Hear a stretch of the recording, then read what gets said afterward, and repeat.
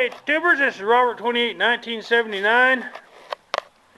Gonna do a little kind of a quick video. Gentleman is wanting the motor out of my Bravada since I put it up for parting it out, and he wants to see a video to see it run. So I'm gonna do a cold start video as well. Be a kind of a old cold start, and also a video where he can see the motor running.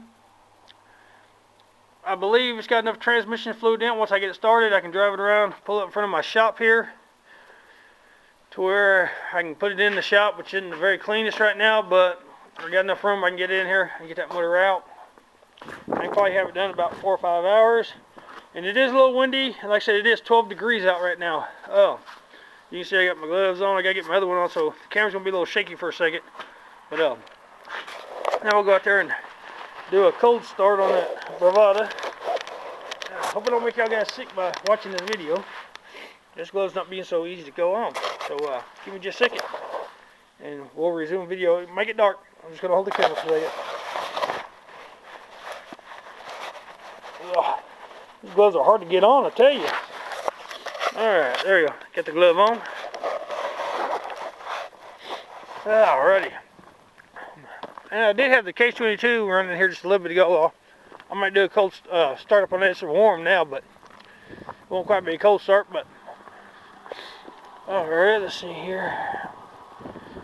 Let's see if she'll fire off. Ooh, Nelly, chilly out here. Yeah.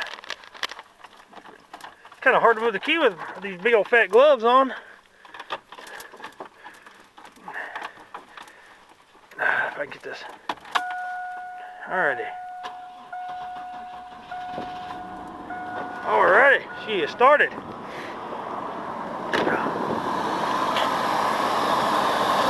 Let's turn this off.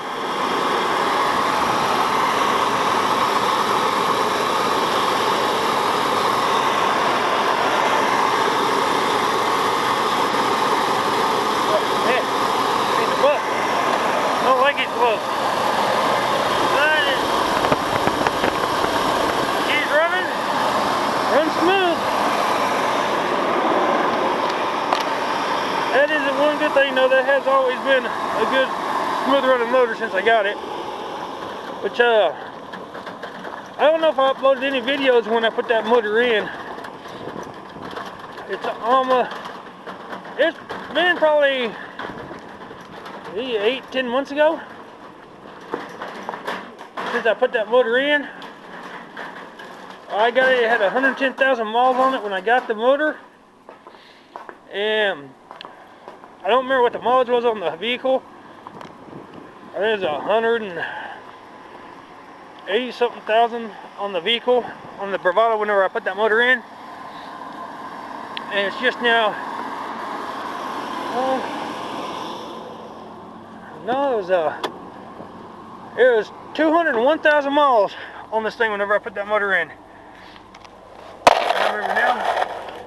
I don't know if y'all can see it there, but it's got 225,000 miles on this Bravada itself, which is one of the reasons why I decided to go ahead and part it out. It's got too many miles. I had to replace the motor. And when I replaced the motor, now the transmission's going bad. And I've actually got the transfer case sold out of this. The rear end possibly sold. The wheels and tires are sold. The hood is sold. I said the guy's coming for that motor. He's wanting to see it run. And more evidential proof that it's running. It is that cold, but I said the guy getting these wheels and tires, I told him these tires are pretty much shot. There's like hardly no tread left on them tires.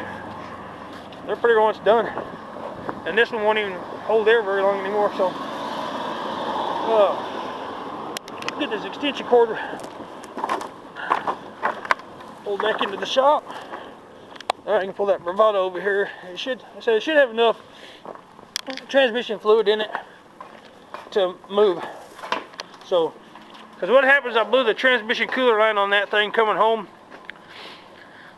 Oh, I was just this side of happy when it happened. So this is a good 30 mile, 40 mile drive. spewing out the transmission fluid, sorry. And by the time I got home, I only had reverse, first and second gear. So, and I'm not gonna spend the money to put a transmission in this thing, especially with as many miles as it's got, when I can just turn around and sell parts off of it and make a little money off of this piece of crap. Because the bad thing was when we bought this thing, you can see it's actually still moving under its own power. So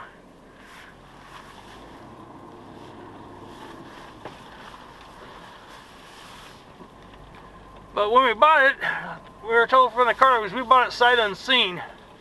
We had to wait a week before we could even go pick the thing up. The car lot we bought it from told us it had 105,000 miles on it when we bought the thing. Well, when we went to pick it up and got with the bank and everything, did all the paperwork, picked it up, it had 152,000 miles on this thing. So we contacted the bank over it, and this wasn't the only vehicle that had been sold to that car lot with fictitious miles. So they actually went after him, but yet we still got stuck with the vehicle, still got stuck with everything. My wife kind of liked it, so we said, well, we'll just keep it and make it work. So, and we've actually had this thing for 7, 8 years. So, not good little cars, but like I said, the old motor, I put a new crank kit in it because it spun a rod bearing. Put it back together, then it blew the timing cover gasket, blew on it. Redid that, forgot to put silicone down in the corners, so it was leaking oil. I told her, my wife's keeping a check on it, she never did. Ran out of oil and trashed all the whole crank, all the mains, everything, trashed it all. So I put this motor in it, and it still runs good. I mean, I kind of hate to part of that because it's been such a good vehicle versus that dually over there, but you know what? Bears can't be choosers, and I'm not going to cry over spilt milk, so it's just time to get rid of this thing, which, yeah. You can see the puddle there of transmission fluid is kind of dripping down. It's about to flow them out. That's kind of why I drove to here and parked it. I'll get the case 222 and I'll just push it into the shop. That way I don't have a big puddle of transmission fluid on the floor when I'm crawling underneath getting all the bolts and stuff loose on this motor to get it out. So, well, jeez, it's freaking cold out here. Which is bad, you know, it can be 12 degrees outside and there's no snow, I'm cold. But if I see snow on the ground, well, it's like I warm up instantly. So, but I still got to clean this thing out too. She's full of crap. All kind of crap there. You know, as y'all see, I bought transmission fluid and everything. I was going to mess with that transmission and put a new filter in and stuff, try it, but I decided it was a waste of time, waste of my money. Just to part this thing out. So, it's got good back seats in it. And like I said, I got some tools. Like I said, I got tools in here and stuff I gotta get out, stuff for my kids. Once I get the motor out, I'll get it in the shop. I'll go through all of it. You see the driver's side seat's pretty much roached on both sides here. The passenger side, it's just as bad over there. So, but like I said, I gotta clean this thing out too while I got it at the shop. So, which I'm half tempted to say to hell and just pull it in here. I really don't want to sit out in that cold no longer than I have to. Now I gotta go to town and get some diesel for my heater so I can get it up going.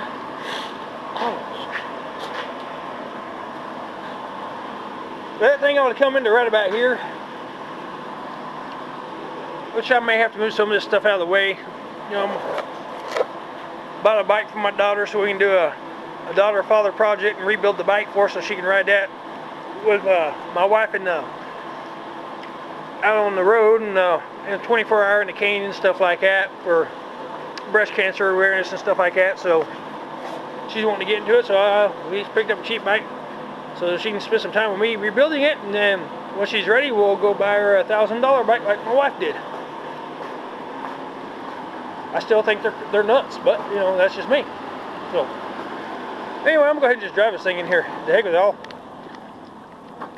I'm gonna throw some kitty litter down there and suck up that transmission fluid. I ain't wanting to push it. Oh, holy moly.